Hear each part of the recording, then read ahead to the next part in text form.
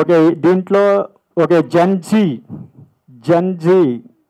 జనరేషన్కి ఈ సినిమా మీకు అర్థం అవ్వాలంటే ఒకటే మేము చెప్తున్నా, జన్మోద్భవ శుభారంభ, జీవితం దేవతానుగ్రహ, గర్భం సృష్టి యొక్క మానవ మాధుర్యం, ద్రోహం అంతరంగంలో శోధన, యహ మాతృత్వానికి అర్హత లేనియే, తహ భూమిపై జీవించటానికి అర్హత లేనియే, ధర్మపదే యావత్ దీప్తి, మరణం తతః గహనః.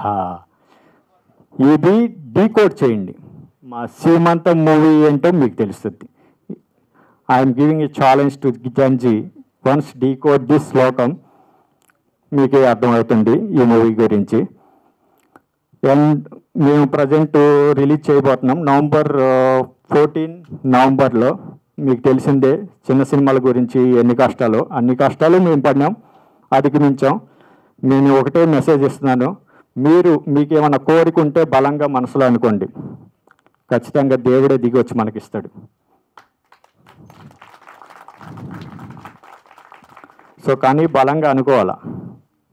జిమ్కి వెళ్తున్నామని సంవత్సరం అంతా కట్టేసి 2 రోజులు వెళ్ళిన తర్వాత అబ్బా ఎందుకురా జిమ్, ఒక బిర్యానీ వేసి పడుకుందాం అనుకున్నారనుకో.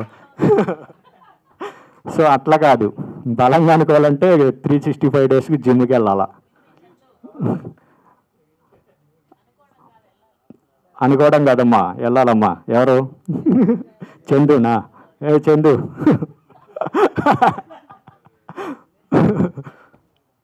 ఓకే, మలయాళం మూవీస్ ఎంత ఇంటెన్సిటీతో ఉంటాయో అదే ఇంటెన్సిటీతో మన సీమాంతం మూవీ తెలుగులో డైరెక్ట్గా మేము చేసాం. ఓకే, సో వచ్చి థియేటర్కి చూడండి. మేము యాక్చువల్గా చిన్న సినిమా అనుకుంటున్నారు కదా, మేమేమనుకుంటున్నామంటే వర్డ్ ఆఫ్ మౌత్ పబ్లిసిటీతో మా మూవీ ఖచ్చితంగా ముందుకెళ్ళొద్దని మేము ఖచ్చితంగా నమ్ముతున్నాము. చూద్దాం ఏమవుద్దో. దేవుడు మాకు ఇంతవరకు తీసుకొచ్చాడు, ఎంతవరకు తీసుకెళ్తాడో చూస్తాము. అది చూసి నవంబర్ 14న ఇది సీమంతం మూవీ అనేది మేము ఒక కాన్సెప్ట్ వైజ్గా పెట్టాము. సీమంతం అంటే ప్రతి ఒక్క ఫ్యామిలీలో జరిగే కార్యక్రమే, కానీ మా మూవీలో ఆ కార్యక్రమం జరగదు. సీమంతం గుర్తుంచుకోండి. శ్రీమంతం మూవీ హీరో వజ్రయోగి. ఈ ఫేస్ గుర్తుందా? మళ్ళీ చూస్తూ ఉంటారు. ఓకే, సో ఆ సీమంతం అనేది జరగదు.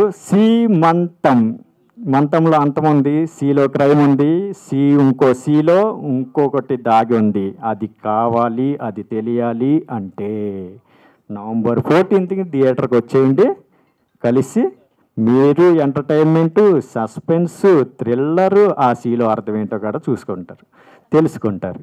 Okay, thank you so much. Media వాళ్ళందరికీ, ఇక్కడికి వచ్చిన అతిథులందరికీ చాలా థ్యాంక్స్.